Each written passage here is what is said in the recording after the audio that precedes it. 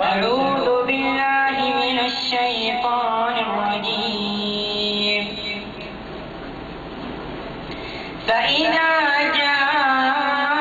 جاءت الطامة الكبرى يوم يتذكر الإنسان ما سعى وبرزت الجحيم لمن يرى فأما من طغى وآثر الحياة الدنيا فإن الجحيم هي المأوى وأما من خاف مقام ربه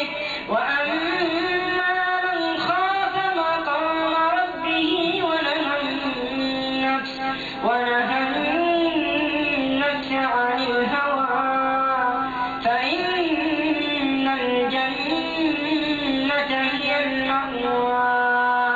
يسألونك عن الساعة أيان مرساها فيم أنت من ذكراها إلى ربك منتهاها إنما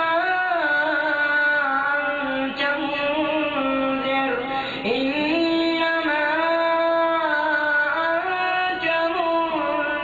من يخشاها كأن